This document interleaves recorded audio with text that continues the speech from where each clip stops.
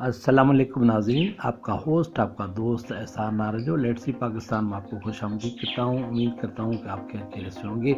آج میں ایک نئی کہانی لے کر آپ کی خدمت میں حاضر ہوا ہوں۔ امید کرتا ہوں کہ یہ آپ کہانی آخر تک سنیں گے، اگر پسند آئے تو دوستوں کے ساتھ شیئر کریں گے۔ میری کہانی کا عنوان ہے عورت ہی عورت کی دشمن ہے۔ یہ میں نے خود کہانی لکھی ہے اور امید کرتا ہوں کہ میری کہانیاں آپ کو پسند آئیں گی۔ یہ تھوڑے دنوں کی بات ہے کہ امارا نے اپنا بچپن گاؤں کی گلیوں میں کھیل کود میں گزارا تھا۔ اس کا گاؤں پہاڑ کے قریب تھا۔ پہاڑی سے بہنے والا پانی کے چشمے کی نالی اس کے گھر کے آگے سے گزرتی تھی، اس لیے وہ شام کو پگڈنڈی کے اوپر بیٹھ کر پانی کا نظارہ کرتی تھی۔ ابھی وہ اعلیٰ تعلیم کے خواب دیکھتی تھی تو اتنے میں والدین نے اس کی انٹر کے بعد شادی کرا دی۔ اس کو شوہر پیار کرنے والا ملا تھا۔ پتہ ہی نہیں چلا کہ 2 سال کے اندر اس کے یہاں خوشیوں جیسی بیٹی پیدا ہوئی۔ اس سے شادی کے بعد فاصلاتی نظام تعلیم کے ذریعے BA کی ڈگری بھی کر لی، اور امارا جس طرح والدین کی ہاں لاڈلی تھی، اسی طرح اس نے سسرال والوں کو بھی اپنے لاڈ کوٹ کا عادی بنا لیا تھا۔ امارا اپنے شوہر کو کہا کرتی تھی کہ میں بہت بڑا اسکول کھولوں گی اور علم کی شمع روشن کروں گی، لیکن امارا کو کیا پتا تھا کہ اس کی یہ بھول ہے، یہ خواب اس کی ساس برا کر دے گی۔ ایک دن جیسے ہی امارا اپنی بچی کے ساتھ اپنے کمرے میں لاڈ کوڈ اور پیار کر رہی تھی تو اس کی ساس اس کے کمرے میں داخل ہوئی۔ ساس نے کہا، بہو سج دھج کے تیار ہو کر آؤ، مہمان آیا ہے آپ سے ملنے کے لیے۔ امارا گاؤں کی سیدھی سادی لڑکی تھی، اس نے سمجھا کوئی خاص مہمان رشتہ دار آیا ہوگا۔ امارا نے بھی منہ کو پانی لگایا، لہنگا پہنا اور بیٹی کو گود میں اٹھایا اور ساس کے کمرے میں چلی گئی۔ ساس نے اس سے بیٹی لے لی اور کہا کہ اندر کمرے میں جاؤ۔ جب امارا کمرے میں گئی تو وہاں ایک موٹا ہٹا کٹا 50 سالہ شخص اپنا ڈڈ نکال کر امارا کو ویلکم میری جان کہنے لگا۔ جیسے امارا کے پاؤں تلے زمین نکل گئی اور ایک سرد سی چیخ ماری اور دبے پاؤں پیچھے بھاگنے کی کوشش کی، لیکن اس شخص نے بازو سے پکڑ کر اپنے باہوں میں لے لیا، گویا جیسے امارا سن سی ہو گئی ہو، اس کے ہونٹ سل گئے ہوں اور وہ کپ کپی کا شکار ہو گئی ہو۔ وہ سوچ رہی تھی کہ یہ کیا ہو گیا۔ وہ موٹا سانڈ جیسا بندہ اس کے چہرے پر اپنا منہ مسل رہا تھا۔ بے یارو مددگار امارا رو رہی تھی۔ بڑی مشکل سے جان چھڑا کر باہر نکلنے کی کوشش کی تو اس کی ساس دروازے پر کھڑی تھی، کہہ رہی تھی کہ کوئی بات نہیں امارا، یہ میرا دوست ہے، اس کی خواہش تھی کہ اس کا دل خوش کرو۔ امارا نے زوردار تھپڑ اس کے چہرے پر مارا اور اس سے اپنی بیٹی شینی گھر سے باہر نکلی اور رکشہ پکڑ کر سیدھی گاؤں چلی گئی۔ جب اس کا شوہر گھر میں آیا تو اس کی ماں نے اس کو الٹی سیدھی پٹی پڑھائی کہ تمہاری لاڈلی بیوی میرے سے لڑ جھگڑ کر اپنے میکے چلی گئی ہے۔ جب اس کے بیٹے نے اس کے پیچھے جانے کی بات کی تو ماں نے اسے منع کر دیا اور کہا کہ چھوڑو بدچلن زبان دراز بیوی کو، میں تمہیں اس سے بھی خوبصورت بیوی دلاؤں گی۔ امارا کی تو جیسے زندگی اجڑ گئی۔ کچھ دنوں بعد امارا کا شوہر ماں اور بھائیوں کو ساتھ لے کر اس کے گاؤں گھر آیا۔ امارا نے کہا میں ہرگز وہاں نہیں جاؤں گی۔ امارا کو شوہر نے اپنے ماں کے کہنے پر طلاق دے دی اور بیٹی امارا کے حوالے ہو گئی۔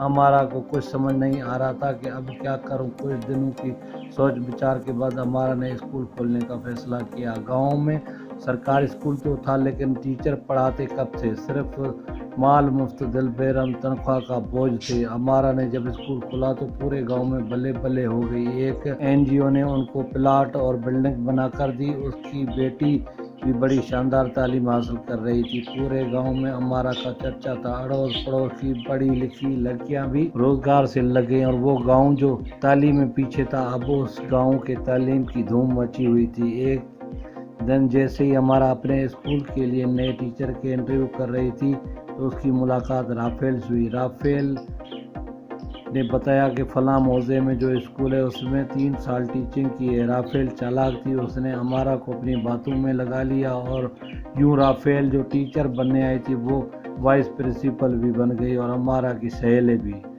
اسکول ٹائم کے بعد جب دونوں बच्चों के पेपर चेक कर रही थी तो राफेल ने अमारा को कहा कि मैडम एक बात पूछूं। उसने कहा पूछो। राफेल ने कहा इतना बड़ा सेटअप चला रही हो, तूने शादी क्यों नहीं की? जैसे राफेल ने अमारा के बुझे हुए अरमानों को झंझोड़ दिया हो। अमारा ने अपनी दर्दनाक कहानी राफेल के साथ शेयर कर दी। उसके दिल का जो बोझ हल्का हुआ। राफेल ने कहा मैडम अगर बुरा न मानूं तो एक बात कहूं। उसने कहा कहो। राफेल ने कहा एक लड़का है अरसलान जो ग्रेजुएट है, खूबसूरत, अच्छे इखलाक का मालिक है, उसका अपना कारोबार है, इखलाक का बहुत अच्छा है। उसकी बचपन में माँ बाप ने शादी करा दी थी, उसकी औलाद भी नहीं है और उसकी बीवी 45 साल की है। वो मुझे पसंद भी करता है और मैं भी उसको पसंद करती हूँ। ऐसा करते हम दोनों अच्छी सहेलियाँ भी हैं, हम दोनों उससे शादी कर लेते हैं। अमारा ने कहा ये कैसे मुमकिन है? उसको तो पहले भी बीवी है और ऊपर हम दोनों ने उसके साथ कैसे शादी कर लेंगी? राफेल ने कहा ये मेरा काम है। जो उसकी कज़न बूढ़ी बीवी है उसको तलाक दिलवा देते हैं, वो खुद भी उससे तंग है, वो दमे की मरीज़ा है। अमारा ने कहा मैं सोच कर बताऊँगी, लेकिन किसी को तलाक दिलवा कर मैं शादी नहीं कर सकती, क्योंकि तलाक का जो दर्द है वो मैं भुगत चुकी हूँ। लेकिन राफेल ने ऐसा बातों का मेल मिलाप किया कि अमारा भी शादी के लिए तैयार हो गई। अब अरसलान उनके स्कूल आने लगा। दोनों सहेलियां उससे प्यार मोहब्बत की बातें करने लगी। इतने अरसे में अरसलान ने अपनी पहली बीवी को तलाक दे दी। कुछ अरसे के बाद राफेल की अरसलान से शादी हो गई। जब एक माह गुजरा तो अमारा ने राफेल और अरसलान को अपनी शादी के लिए कहा तो राफेल कहने लगी कि बाकी मर्द मर गए हैं कि तूने अरसलान से शादी करनी है, मैं ये शादी हरगिज़ नहीं होने दूंगी। दूसरी तरफ अमारा को अपनी सहेली की बेवफाई उससे बदला लेने के लिए उकसा रही थी और उसने राफेल को कहा याद रख मैं इससे ही शादी करके दिखाऊंगी। राफेल ने उसको कहा जो करना है कर लो, अब अरसलान मेरा है, तुम कुछ नहीं बिगाड़ सकती।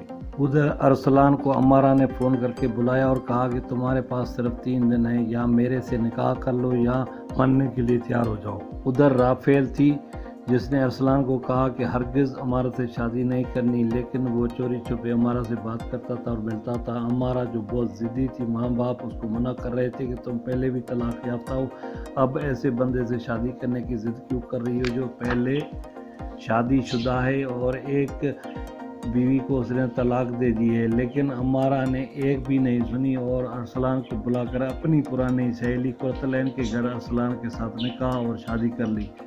उधर राफेल उम्मीद से थी। अरसलान की फैमिली की 2 लड़कियां राफेल के ख़ानदान में शादी होने वाली थी। अमारा अरसलान को कह रही थी कि तुम राफेल को बताओ कि हमने शादी कर ली है, लेकिन अरसलान उसे कह रहा था कि अब मैं उसको नहीं बता सकता है कि वो हमला है, और दूसरा मेरी फैमिली से होने वाली शादियां रुक जाएंगी, आप सब्र कर लो, ये शादियां हो जाएं और राफेल की डिलीवरी हो जाए तो मैं उसको बताऊंगा। दूसरी तरफ हर 15 दिन बाद अमारा अपने शोहर अरसलान को कुरतलैन के घर बुलाती और वहाँ भी उनका लड़ाई झगड़ा और रोज़ का मामूल होता। अमारा उसको कहती मैं तुम्हारी बीवी हूँ, कब तक हम छुप कर मिलेंगे, राफेल को बताओ। अरसलान बेचारा चक्की के दोपड़ों में पिस रहा था। एक तरफ अमारा का लड़ाई झगड़ा, जिद और रोज़ रोज़ बढ़ते अखराजात, और दूसरे तरफ राफेल का शक्की मिजाज। वो सुबह शाम उसे कहती तुम अमारा से मिलते हो, उससे बातें करते हो, उससे प्यार करते हो। बेचारा सफ़ाइयाँ दे दे कर तंग आ गया था। दूसरी तरफ राफेल कभी कभी अमारा को फ़ोन करके उसकी ज़ख्मों पर नमक छिड़कती और कहती कि मैं अरसलान से बहुत खुश हूँ। न जाने अमारा क्यों उसे कहती ये खुशियाँ तुम्हारी अधूरी हैं, आर्जी हैं, तूने उसको पहली बीवी को तलाक दिलवाई, उसकी खुशियाँ छीनी, मुझे झांसा दिया और मुझे रुलाया, तुम भी इस तरह रोगी जिस तरह दूसरों को रुलाया है। राफेल कहती अमारा देखो, मैंने सिर्फ तुम्हें सीढ़ी के तौर पर इस्तेमाल किया, मैंने तुम्हारी शादी हरगिज़ नहीं करानी थी, मैं तो मुश्किल में थी, अरसलान से राब्ते पर घर वालों ने पाबंदी लगा रखी थी, मेरा काम हो गया, अब तुम जान जाओ भाड़ में। ये बातें सुनकर और अमारा आग बगोला हो जाती और एक दिन अरसलान को कुरतलैन के घर बुलाया और कहा कि मैं कब तक इस तरह की गुमनाम शर्म वाली ज़िंदगी बसर करूँगी, मुझे या समाज में इज्जत दो, अगर इस तरह بے توقیر کرنا چاہتے ہو تو رافیل کو بھی چھوڑو۔ ایک طرف رافیل تھی، دوسری طرف ہمارا ارسلان دو چکیوں کے پڑوں میں اس طرح پستا تھا جیسے گندم کے دانے پستے ہیں۔ اب اس کا کاروبار بھی خراب ہو چکا تھا، صحت بھی ساتھ نہیں دیتی تھی۔ گھر میں جانا تو رافیل گھر سر پر اٹھا لیتی اور تانے دینا شروع کر دیتی، اور گھر سے باہر نکلتا تو ہمارا کا فون اس کی جان عذاب کر دیتا۔ ارسلان اپنی بے بسی، لاچاری اور سادگی پر ہر وقت روتا رہتا۔ وہ نہ کسی کو اپنا دکھڑا سناتا اور نہ ہی شیئر کرتا۔ آئے روز کے جھگڑے اور لڑائیاں ارسلان کو ڈپریشن میں دھکیل رہی تھی۔ جب رافیل اس سے لڑائی کرتی تو وہ دیوار کے ساتھ سر پٹک دیتا، اور جب اکرتلین کے گھر پر ہمارا اس کو ڈانٹ ڈپٹ کرتی تو وہ تیسری منزل سے چھلانگ لگانے کی بات کرتا۔ ہمارا نے کہا جو بھی کرو میں رافیل کو اور تجھے سکھ کی زندگی بسر کرنے نہیں دوں گی جس نے میرا سکون چھینا ہے۔ بالآخر ایک دن صبح کو جیسے ہی ارسلان گھر سے اپنے کاروبار کے لیے نکلا تو دھند کی وجہ سے اس کو ایک تیز رفتار کار نے ٹکر ماری اور وہ شدید زخمی ہو کر گر پڑا۔ آنے جانے والوں نے جب اس کو اسپتال پہنچایا تو وہاں اس کے ورثا اور رافیل گرد جمع تھے۔ اتنے میں امارا بھی ہسپتال پہنچ گئی اور کہنے لگی میرے شوہر کو کیا ہوا ہے؟ جیسے رافیل کے اوسان خطا ہو گئے۔ وہ کہنے لگی کہ تم نے چوری چھپے اس سے شادی کر کے ٹارچر کیا جس کی وجہ سے اس کو حادثہ پیش آیا۔ امارا کہنے لگی یہ مت بھولو کہ دوسروں کی خوشیاں چھین کر تم خوش رہ سکتی ہو۔ یاد کرو تم نے اس کی پہلی بیوی کو طلاق دلوائی، مجھے دھوکہ دیا، آج اپنی حالت دیکھو کیا ملا تجھے۔ یہ مت سمجھو کہ دوسروں کی خوشیاں چھین کر بندہ خود خوش رہ سکتا ہے، ہرگز نہیں۔ عورت کی دشمن ہوتی ہے، اپنے بھلے کے لیے ہم دوسروں کو اجاڑ دیتے ہیں، ایسا ہرگز نہیں ہونا چاہیے۔ ہم دونوں کے پاس پچھتاوے اور آنسوں کے علاوہ اب کچھ بھی نہیں رہا۔ امید ہے ناظرین آپ کو یہ میری کہانی عورت کی دشمن ہے پسند آئی ہوگی۔ کسی اور ویڈیو کسی اور ولاگ میں آپ سے ملاقات ہوگی، تب تک مجھے دے اجازت۔ خدا